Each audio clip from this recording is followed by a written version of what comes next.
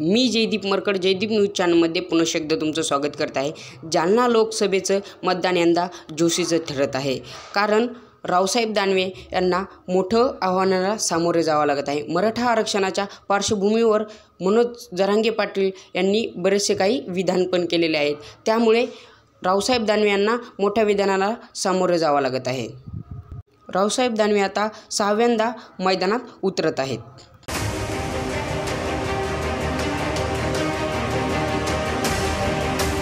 गेल्या वर्षभरात मराठा आंदोलनाची चर्चा सर्वत्र चालू आहे। मराठा आंदोलनाचा बालेकिल्ला म्हणजे अंतरवाली सराटी हे पण जालन्यातच येत आहे, त्यामुळे रावसाहेब दानवे यांना मोठ्या आव्हानाला सामोरे जावं लागत आहे।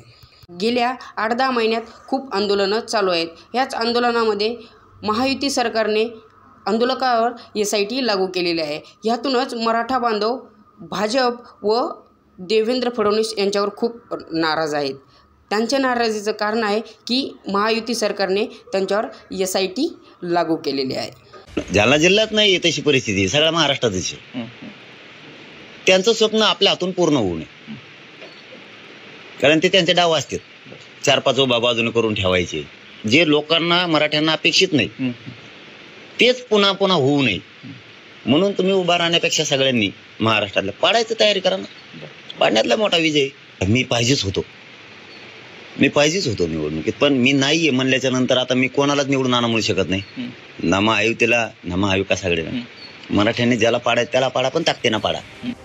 जालन्याचे लोकसभा उमेदवार रावसाहेब दानवे हे 6व्यांदा उभा राहिलेले आहेत व त्यांचे पारंपरिक प्रतिस्पर्धी डॉक्टर कल्याण काळे हे पण काँग्रेसकडून उभा राहिलेले आहेत व अपक्ष उमेदवार मंगेश साबळे यांचं नाव समोर येत आहे।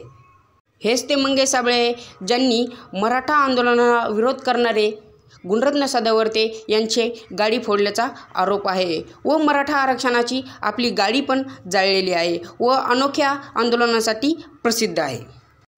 प्रत्येक तालुक्यामध्ये प्रचंड असा प्रतिसाद मिळत आहे आणि यांच्या पायाखालची वाळू सरकलेली आहे। आणि पुन्हा एकदा नव्हे तर वारंवार सांगतोय की मी प्रत्येक गावामध्ये जाऊन शाहू फुले आंबेडकरांची, छत्रपती शिवाजी महाराजांची शपथ घेऊन सांगितली आहे की आपण डगणार नाही, मागं हटणार नाही।